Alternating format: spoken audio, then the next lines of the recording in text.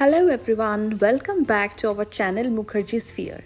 আজকে আবার একটা নতুন ব্লগ নিয়ে চলে এসেছি, আর এইটা ছিল হচ্ছে আমাদের মায়ামি ডে 3। আর আজকে আমরা সকাল সকাল বেরিয়ে পড়েছি আমাদের হোটেল থেকে। তো আজকে আমরা যাব হচ্ছে দুটো জায়গায়, একটা কি ওয়েস্ট আর একটা কি লার্গো। অ্যান্ড আজকে অবশ্যই আমাদের কিছু অ্যাডভেঞ্চার স্পোর্টস করার প্ল্যান আছে, ইচ্ছেও আছে। তো পুরো ব্লগটা দেখতে থেকো, আশা করছি ভালো লাগবে।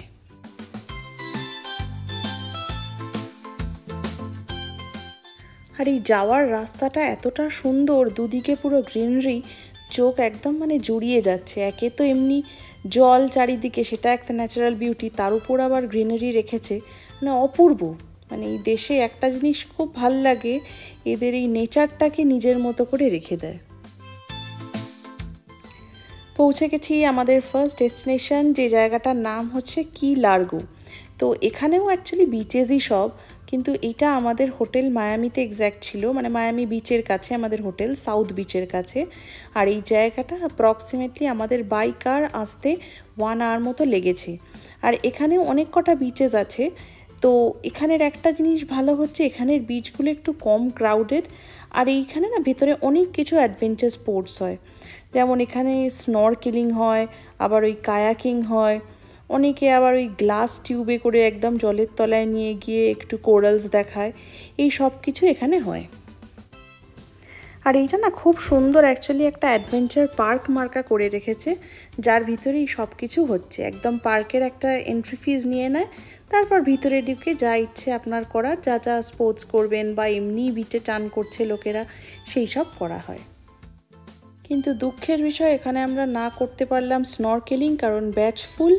আর তারপর কায়াকিংটা আরোই সাহস পেলাম না, কারণ কি দুজন দুজন করে, তা আবার যদি বোট উল্টায়, এক তো চালাতেও জানি না, তারপর বোট উল্টালে আর দেখতে হচ্ছে না। তাই একদম আমরা বেরিয়ে পড়লাম নেক্সট ডেস্টিনেশনের জন্য। কিন্তু তার আগে এখানে একটা স্টপ দিয়েছিলাম। এটা আমাদের অন দ্য ওয়ে, জায়গাটা এত অপূর্ব লাগছিল, তাই ভাবলাম একটু দাঁড়িয়ে একটুখানি ছবি তুলে নিই। ওই যে ওই রোডটা দেখা যাচ্ছে, ওই যে গাড়ি যাচ্ছে, ওই রোডটা হচ্ছে মেন যেটা রোড, একদম সিধা চলে গেছে আমাদের নেক্সট ডেস্টিনেশনে পৌঁছবে, যেটা কিনা কি ওয়েস্ট। কিন্তু এই জায়গাটা একটু, তাই জন্য দাঁড়িয়ে ভাবলাম একটু ফটোশ্যুট করেই নিই। আর এই জলের এখান দিয়েই সবাই গিয়ে স্কিইং করে যাচ্ছে। এখানে জেট স্কিটা ভীষণ কমন, সবাই এখানকার লোকেরা পারেও, আমরা যেমন কিছুই পারি না, আবার এদের বোধহয় ছোটোবেলা থেকেই শেখায়। যাই হোক, বেরিয়ে যাচ্ছিলাম, কারণ অনেকটা পথ যেতে হবে। হঠাৎ করে চোখে পড়লো এখানে একটা কি গিরগিট না কি কে জানে এরকম পড়ে আছে। প্রথমে ভাবছিলাম অ্যালিগেটার কিনা, তারপরে মনে হলো না, কেউ আবার বোধহয় একটা বোতল ছুঁড়ে মেরেছে, জেগে আছে, বেঁচে আছে কিনা দেখবার জন্য। যাই হোক, আবার আমরা বেরিয়ে পড়েছিলাম। আর অলমোস্ট 2 থেকে 2.5 আওয়ার্স ফ্রম কি লার্গো থেকে আমাদের লাগলো পৌঁছতে কি ওয়েস্টে। কি ওয়েস্টটা অ্যাকচুয়ালি হচ্ছে এই ইউএস কন্টিনেন্টের একদম বলে সাউদার্ন মোস্ট এন্ড, পুরো ইউএস কন্টিনেন্টারই এন্ড।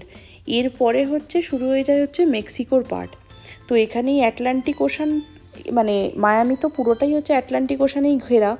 তো বলে হচ্ছে এই অ্যাটলান্টিক ওশানের এই পার্টটার একটা সার্টেন পার্ট অবধি ওদের ডিভিশন করা, তারপরেই হচ্ছে সেটা শুরু হয়ে যায় মেক্সিকোর পার্ট বলে।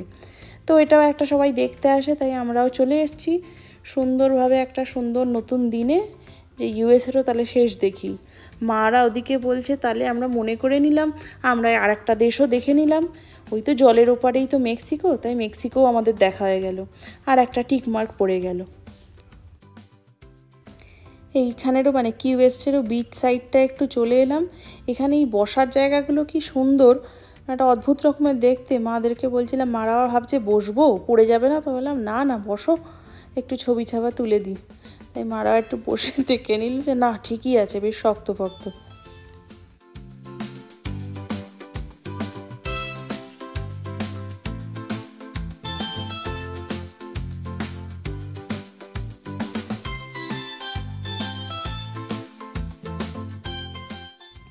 এই কি ওয়েস্টে এসে আর একটা অদ্ভুত জিনিস চোখে পড়লো, সেটা হচ্ছে এই রিক্সা।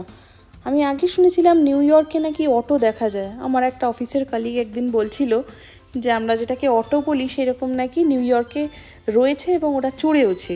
বাট এখানে এসে অদ্ভুতভাবে দেখলাম পুরো আমাদের রিক্সা, মানে দেখতে অবভিয়াসলি আমাদের রিক্সার থেকে একটু বেটার, মানে একটু ঝাঁ চকচকেটা বেশি, কিন্তু একই ওই প্যাডেল করছে, চেন লাগানো রিক্সা, ওই নিয়ে যাচ্ছে এইখানে, এই বিচ থেকে ওই বিচ এই একটু ঘুরিয়ে ঘাড়িয়ে নিয়ে আসছে।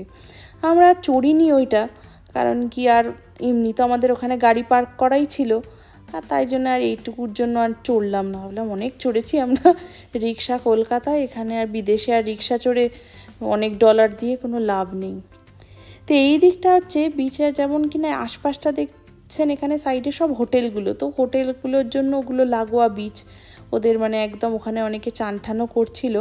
আর এইখানটা পাবলিকের জন্য এরিয়া করা, একদম সোজা চলে গেছে পুরো বিচটা থেকে, মানে এখানে একটা ব্রিজ মতো করেছে, আর এই ব্রিজটা দিয়ে একদম এন্ডে গেলে মানে ওই চারিদিকে জল, এই একটা হ্যাঙ্গিং ব্রিজ মার্কা হয়ে আছে। আর ওখানে এমন হাওয়া, খুব সুন্দর লাগছিল। তাই আমরা ভাবলাম না ওখানেও পৌঁছে যাই, ছবি ছাবা তো তোলা মাস্ট, ঘুরতে এসছি যেখানে যাব ছবি মাস্ট, তাই ওদিকে যাচ্ছে। কিন্তু প্রচণ্ড হাওয়া ছিল, আর ওই এন্ড পয়েন্টটায় শুধু একটা পোল রাখা ছিল, ওইটা ধরে সবাই দেখছিলাম বেশ সুন্দর কেত মেরে মেরে রিল বানাচ্ছে, আবার সুন্দর ভিডিও করছে। কিন্তু আমরা আর ভাবলাম না, ওই একখানা পোল যদি ভেঙে পড়ে তাহলে এই গেছি, জলের তলে চলে যাব, কেউ কোথাও খুঁজে পাবে না। তাই সুন্দর ভদ্রের মতো দাঁড়িয়ে ছবি ছাপা তুলে নিলাম, নিয়ে আবার এখান থেকে বেরোবো।